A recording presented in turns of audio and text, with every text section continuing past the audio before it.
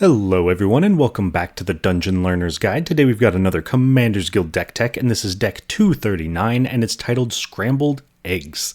And if you haven't seen the show before, what we're doing is randomly selecting a card from scryfall.com or from among suggested cards, working with a budget of $100 or less and building a commander deck for Magic the Gathering around a theme of the chosen card.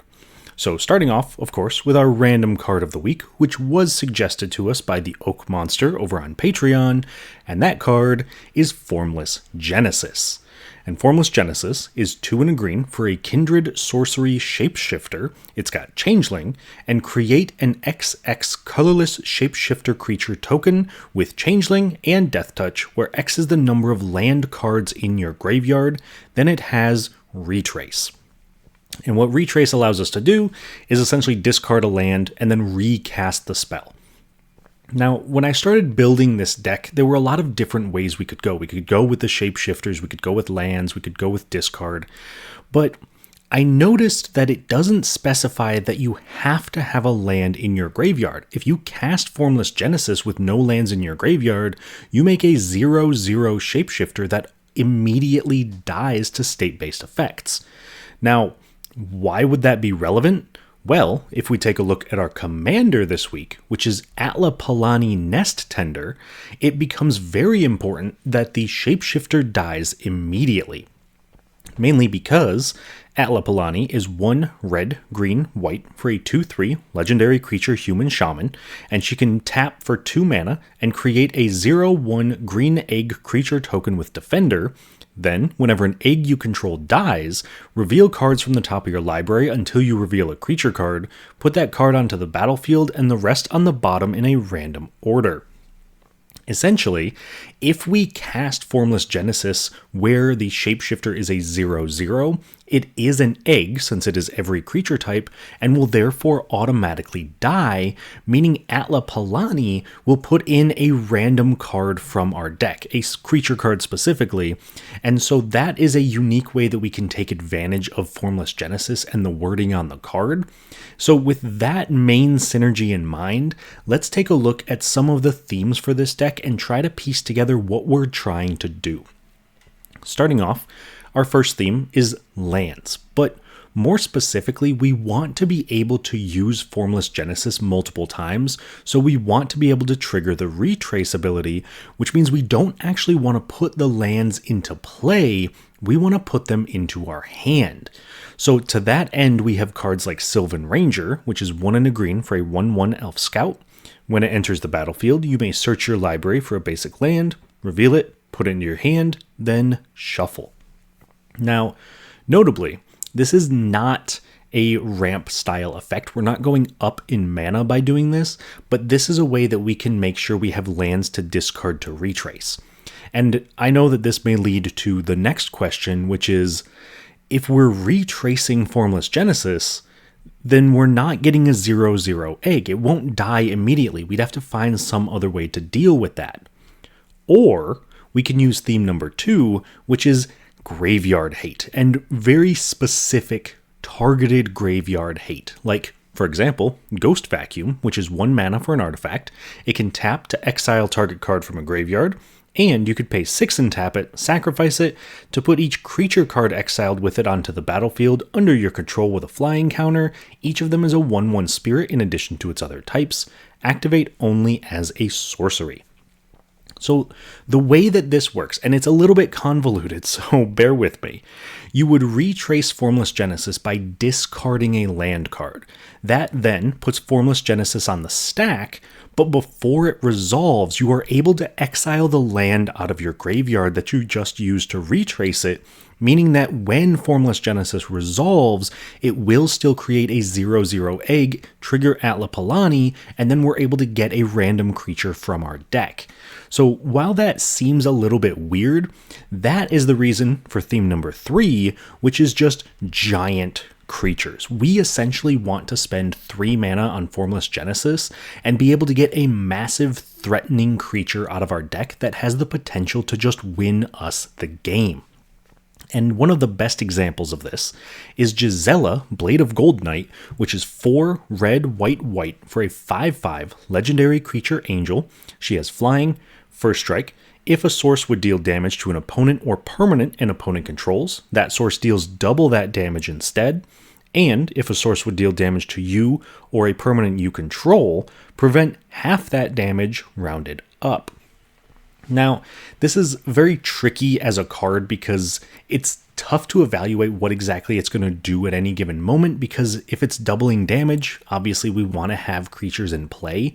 But the main focus here is that it doubles damage regardless of where it comes from, as long as it hits our opponents or their creatures. So our opponents are doing double damage to each other as well, and half damage to us.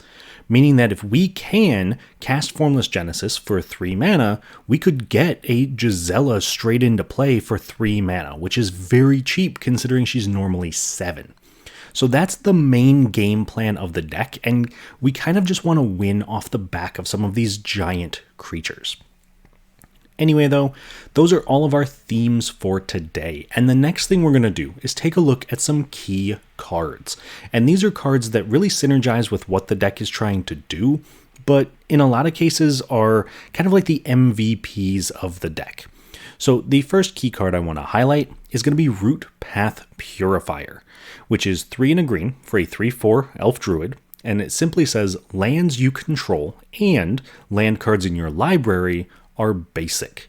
So that essentially turns, say, our command tower into a basic land that still taps for all of its colors, which doesn't sound initially very important, but when you consider the amount of cards in our deck that specify that they search for a basic land and either put it into play to ramp or put it into our hand so we can discard it for our retrace, that makes Root Path Purifier incredibly valuable, because now we're not searching for a forest, we're searching for a bounce land, or we're searching for a command tower, or a scavenger grounds if we need graveyard hate.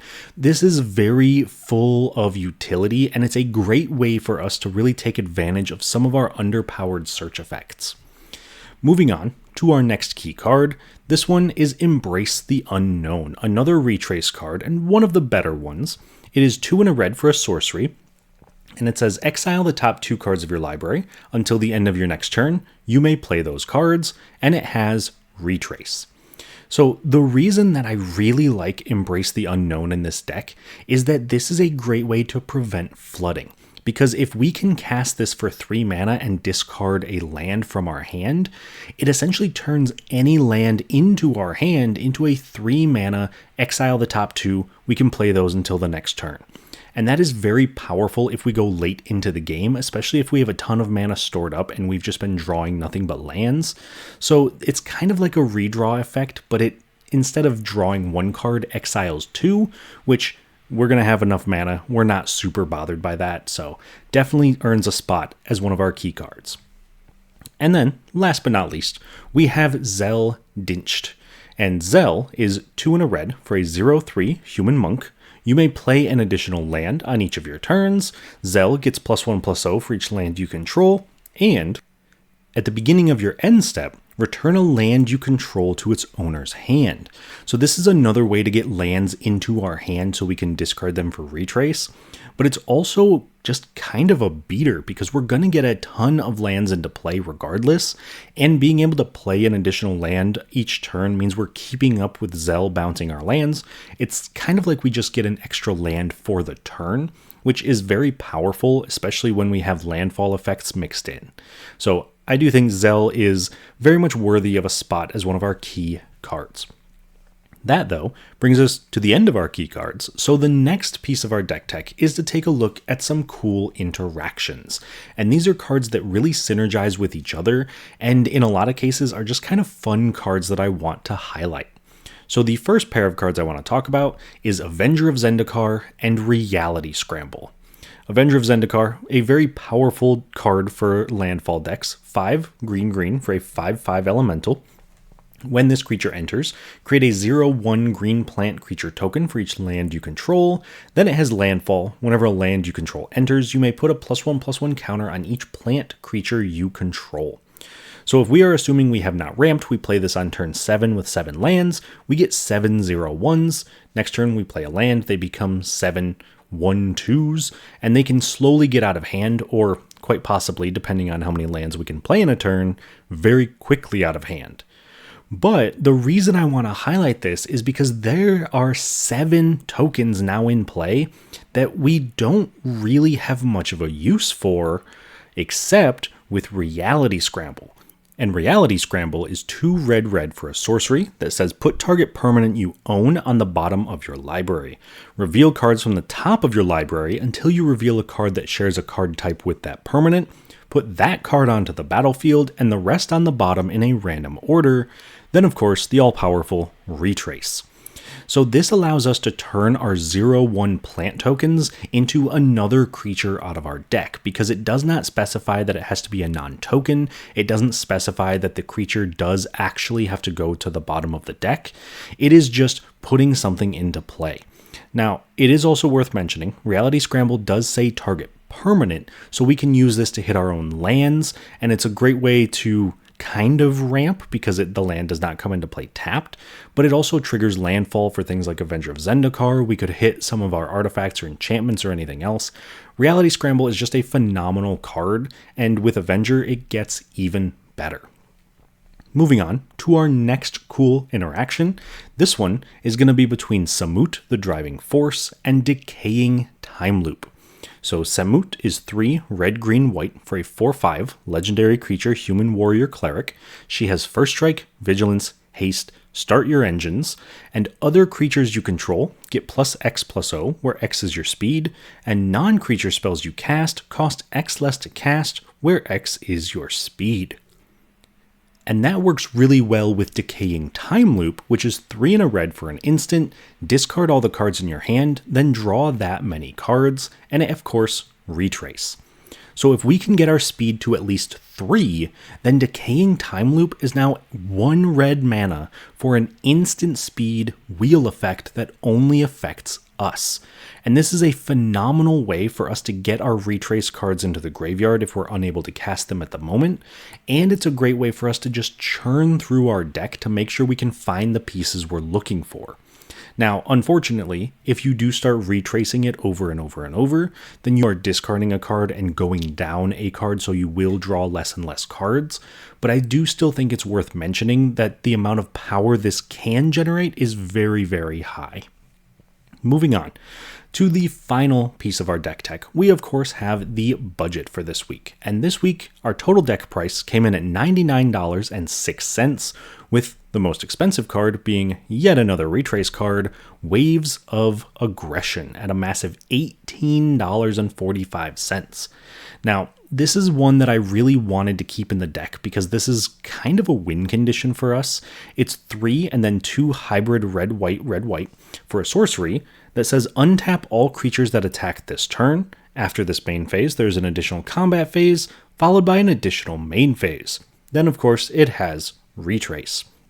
So if we are talking just about finishing the game, we have so many big creatures in the deck that getting an extra combat step is probably just going to win us the game. Plus, like I said earlier, we've kind of been ramping. We can retrace it. We can get some more creatures into play, get some more lands in the graveyard. And this really does put us in a situation where it's very difficult for our opponents to stop us if we start running them over. Now, with all of that being said, this is by no means a necessity for the deck. You can cut it if you do need to, but I think it's good enough that it should stay in. On the other hand, if you're looking for a card to add to the deck that's a little bit outside of our normal budget, I have a suggestion for you there as well. In this case, it is Wrenn and 6. And Wrenn and 6, red, green for a 3 loyalty, legendary planeswalker Wrenn. +1, return up to 1 target land card from your graveyard to your hand. -1, Wrenn and 6 deals 1 damage to any target. And -7, you get an emblem with instant and sorcery cards in your graveyard have Retrace. So Wrenn and 6 is incredibly powerful for our deck, especially if we can get it down on turn 2, because it's very unlikely that our opponents are going to be able to start swinging immediately at Wrenn and 6. Plus, we have that -1 ability that can pick off small attackers, and then we can just return our lands for our retrace effects. We can eventually get an emblem to give everything retrace, and it really just does everything we want it to be doing. Literally every single ability on Wrenn and 6 is perfect for our deck.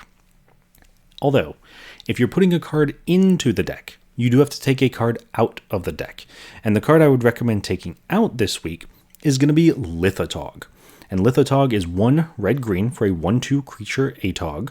You can sack an artifact, and it gets +1/+1 until end of turn, or you can sacrifice a land, and it gets +1/+1 until end of turn. Now, this looks kind of weird, but it's actually in here to be a land sacrifice outlet because we do want to make sure that we can get lands into our graveyard at some points throughout the game. Now, with that being said, Wrenn and 6 is significantly better in almost every way, shape, or form because Lithotaug is very niche. It doesn't do too much for the deck if we're not set up to use it, whereas Wrenn and 6 can quite literally win us the game with the amount of value it accrues. So, for all those reasons, I think that Wrenn and 6 would be a much better inclusion than Lithotaug, but that's not to say Lithotaug is a bad inclusion, just very niche. Anyway though, that brings us to the end of our deck tech portion of the video for today, and of course, the next thing we gotta do is talk about how this deck performs in a game, and the best way to do that is by showing off a game. Now, before we get to that though, I do want to take a second to highlight some of our supporters of the channel, our patrons and channel members. A massive thank you to everyone who has been involved with the channel so far up to this point. I really do appreciate it. And if your name is not up here with our patrons and channel members and you still want to help out the channel, you can always just like this video and subscribe to the channel. That also helps out significantly. So, with all of those self-shoutouts out of the way, let's take a look at our opponents for this week. And this week, we are joined by Jason, playing Teysa Karlov, Bilal, playing Kuja, Genome Sorcerer, and Shawn, playing Storm, Force of Nature. I'm not going to lie to you, this is a terrifying pod to sit down at, because every single one of our opponents, I guarantee, is packing a ton of removal and a ton of interaction, and so we're really banking on our large creatures living long enough and our commander living long enough to really do anything. So we'll see how that goes. But to break down our opponent's decks, Jason and his Teysa deck, this is very much just an aristocrat's deck. He wants to sacrifice his own creatures, drain out the table, create the occasional token that benefits from Teysa, but this really is Jason's specialty. He's phenomenal at playing and building aristocrat decks, so this is definitely one to watch out for. Moving along to Bilal and his Kuja deck. This is definitely the deck that I am the most concerned about at the table, which is going to sound weird when I say that I'm more concerned about Kuja storming off than I am about Storm storming off. But I think that the way that Bilal builds his deck really lends itself to a combo finish, and Kuja making a ton of wizards and then eventually flipping into Trance Kuja and doubling up wizard damage means that he's doing 2 damage for each wizard in play. Presumably at that point, he's got 4 wizards, so he's doing like 8 damage every time he casts a spell. And I would not be surprised if he just went ritual into ritual into ritual, and then all of a sudden the entire table is dead. So that is by far the deck that I'm the most concerned about, but we'll see how it goes. Moving on to our final opponent and Shawn Storm. This is quite literally a Storm deck. He also kind of wants to do what Bilal is doing with Kuja. He wants to cast a ton of spells, generate a ton of mana, and then eventually use something like Unexpected Windfall to generate a ton of card advantage by storming off, drawing a ton of cards, making a bunch of mana, and then just kind of continuing the chain. So I think that overall, this is one of those decks that really relies on its commander. So I would be willing to bet that if we can keep Storm off the field, it's probably not going to do too much. But I've been wrong before, so we'll see how this goes. Let me know down in the comments if you have any suggestions for future videos, or if you just want to chat about the game or the deck. I always do love hearing what people have to say. So with that all being said, let's jump into this game, and I will talk to you all once it's done. At the start of the game, Jason goes first, followed by Bilal, myself, and then Shawn.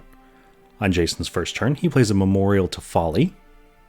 Bilal plays a Mountain.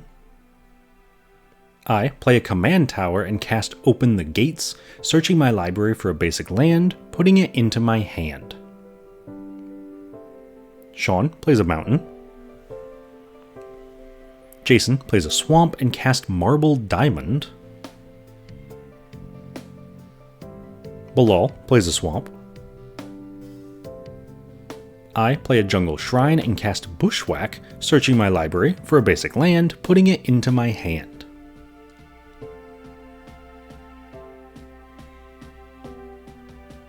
Shawn plays an island. Jason plays a plains, casts a Remorseful Cleric, which can sacrifice itself to exile target player's graveyard. Then he also casts Zulaport Cutthroat, now making each opponent lose a life while he gains a life whenever a creature he controls dies. Bilal plays a mountain and casts Professional Facebreaker, creating a treasure token whenever one or more creatures he controls deal combat damage to an opponent. I play a forest. Shawn plays a Hinterland Harbor. Jason plays a Caves of Koilos, then casts Blood Artist, which makes target opponent lose a life while Jason gains a life whenever a creature dies. After that, he also casts Ophiomancer, now creating a 1/1 snake token in each upkeep if he doesn't already control a snake. Finally, he moves to combat, attacking me for 3, then passes.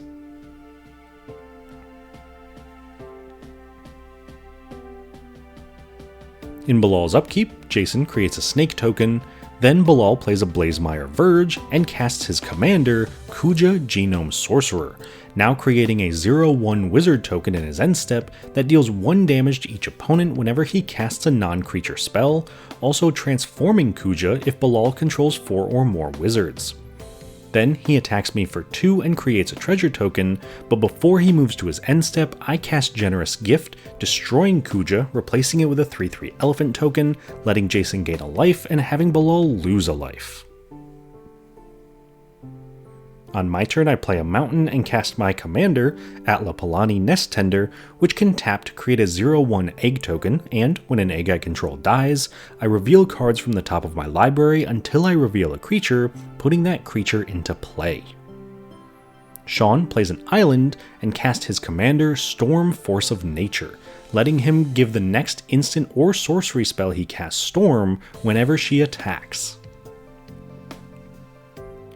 Jason plays a plains and casts his commander, Teysa Karlov, giving his creature tokens Vigilance and Lifelink, while also doubling any of his triggers caused by a creature dying. This lets him attack Shawn for 1 with his snake token, gaining a life. Then, in his second main phase, Jason casts a Star Compass and passes.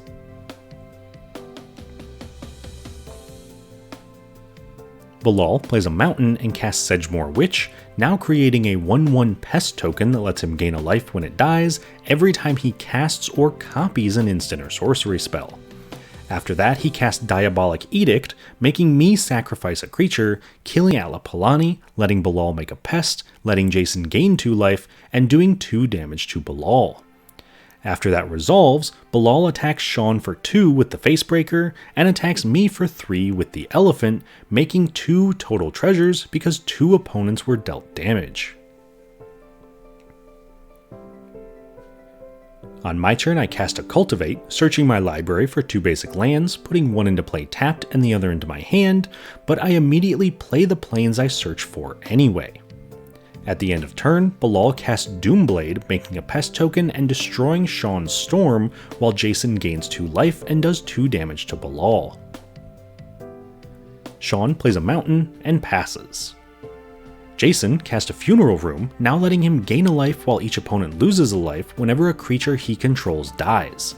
Then he attacks me for 1 with the snake, gaining a life, and attacks Shawn for 4 with Remorseful Cleric and Ophiomancer. Bilal moves straight to combat on his turn, attacking Shawn for 2 with the Facebreaker and attacking me for 3 with the Witch, letting him make 2 more treasures. Then in his second main phase, Bilal casts Season of the Bold, choosing to exile the top 2 cards of his library, being able to play them until the end of his next turn, and letting him do 2 damage to target creature every time he casts a spell until the end of his next turn. Notably, this has him exiling Culling the Weak and a Swamp, and he plays the Swamp from exile and also casts Culling the Weak, sacrificing a pest to make 4 black mana, gain a life, make another pest, and do 2 damage to Blood Artist, killing it. This also means that Jason gets to gain 8 life, make each of his opponents lose 4 life, and make Bilal lose an additional 2 life. After that, Bilal recasts his commander Kuja, but forgets to trigger the damage from Season of the Bold. He does, though, remember to trigger the damage on his next spell, casting Bitter Triumph, sacrificing another pest to do so, which notably would not work as Bitter Triumph requires the caster to pay 3 life or discard a card, not sacrifice a creature, but we don't catch that at the time.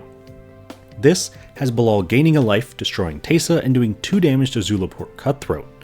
In response, Jason cast Village Rites, sacrificing the snake to draw 2 cards, gain 4 life, and do 4 damage to each opponent. Then the Teysa and Cutthroat die, letting Jason gain 6 while each of his opponents lose 6. Finally, at the end of turn, Bilal creates a wizard token with Kuja and then passes.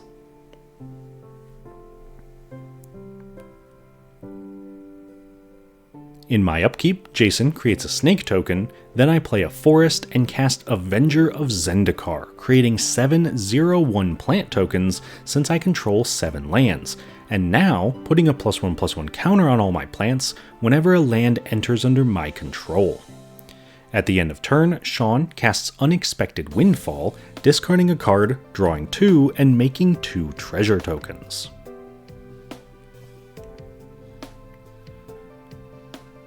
On Shawn's turn, he plays an island and recasts his commander Storm, then also casts Lightning Greaves, immediately equipping them to Storm, giving her Shroud and Haste, allowing him to attack Jason with her for 3.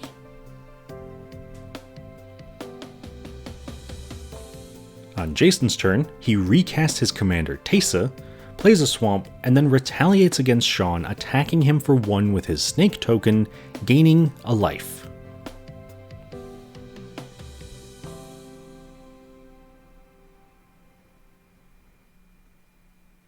Bilal also attacks Shawn, this time for 2 with the Facebreaker, making a treasure token, and in his second main phase, cast Vane's Treachery, sacrificing a pest token to give my Avenger of Zendikar -6/6 until the end of turn, killing it.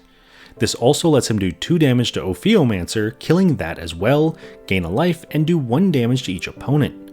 Jason also gains 2 life and makes each opponent lose 2 life. Then at the end of turn, Bilal makes another wizard token. On my turn, I recast my commander, Atla Palani, and pass. Shawn plays a command tower and casts Regrowth, returning Unexpected Windfall from his graveyard to his hand. Then he attacks Bilal for 3 with Storm, giving the next spell he casts this turn, Storm. This means that in his second main phase, Shawn can cast Unexpected Windfall, copying it once with Storm, so he discards a card, draws 4, and makes 4 treasures.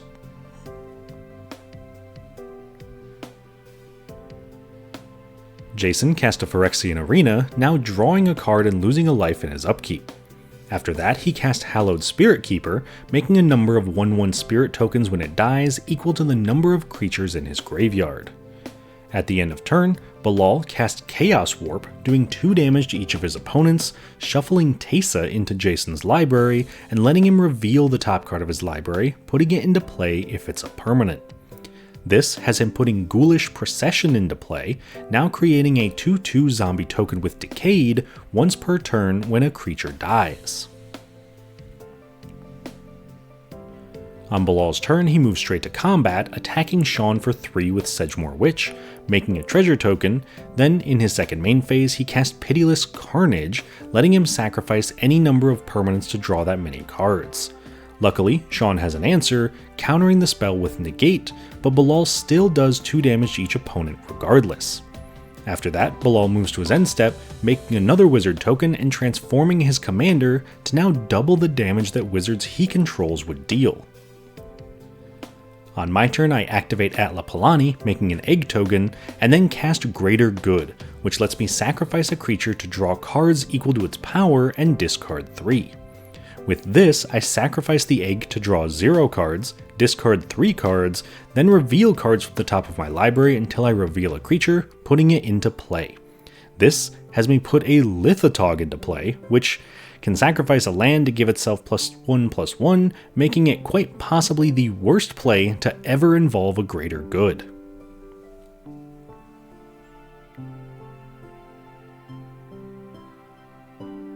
On Shawn's turn, he cast Utopia Sprawl, enchanting a forest so it could tap for an additional mana. Then he cast Manamorphose, drawing a card and creating 2 blue mana, followed up by casting Pyretic Ritual to make 3 additional red mana. Once that resolves, he casts Thrill of Possibility, discarding a card to draw 2.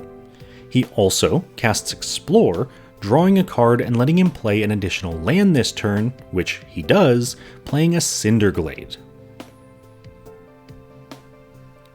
After that, Shawn attacks Bilal for 3 with his commander, giving the next spell he casts Storm, and notably, he currently has a Storm count of 5. This lets him cast Overpowering Attack in his second main phase, copying it 5 times and getting an additional 6 combat steps. This lets him attack Bilal 4 more times with Storm, knocking him out of the game, and giving the next spell he casts Storm 4 times. With that, he casts Temporal Trespass, copying it 24 times to take a total of 25 additional turns. In response, I use Greater Good and Lithotog to sacrifice every permanent I control except the Greater Good, choosing to at least end things under somewhat my own control before Jason and I concede, rather than making Shawn play through his 25 turns, winning Shawn the game. Alright, so that was a sweet game. Definitely a lot of interaction, like I mentioned in the pre-game. I expect our opponents to kind of come packed with it, but it was kind of impressive how efficiently Jason was able to take control of that game, but also how efficiently Shawn was able to just kind of snatch that victory away. Turns out taking like 6 additional combat steps and then like 20 something additional turns tends to win you the game. So a very, very impressive win by Shawn and his Storm deck, which I think is made even more impressive by the fact that he really didn't do much that entire game. He kind of just sat around, waited to cast his commander, and then eventually when he was able to cast Storm and swing in, he just kind of won. So I think that really highlights how powerful Storm is and how important it is to keep her off the battlefield. Moving around the table, like I said, Jason did a phenomenal job of draining out his opponents, and I think that if Shawn hadn't won on the turn that he did, I do think Jason probably was going to untap and win on his turn, because he just had so much going on for him. He had so much, aristocrat effects and card draw effects and things that he was able to do and just moving pieces on his board. And even though we kept interacting with him, he just kept bringing it back. So a very, very good game from Jason. Continuing around the table to Bilal and Kuja, he also was very well set up, and I think that just 1 or 2 more turns might have been all he needed, because he was definitely doing a ton of damage and making a ton of tokens and drawing a ton of cards, and it was definitely a Storm-style deck, which you don't see very often in Rakdos, so I was very interested by that. And I think that Kuja, I was a little iffy on at first, but definitely won me over for this game. And then last but not least, our deck did, unfortunately, not do what it wanted to be doing. We did not find the Formless Genesis, and we honestly, I think, only untapped with a creature 1 time throughout that entire game. We just kind of kept getting demolished by our opponent's removal spells, and it was not going well for us as a creature deck at this table, so a little unfortunate. I imagine that we could do some things, but hitting that Lithotog right at the very end just felt kind of bad. So a little unfortunate at how things turned out. I do think the deck is synergistic. It just was not the pod for us this week.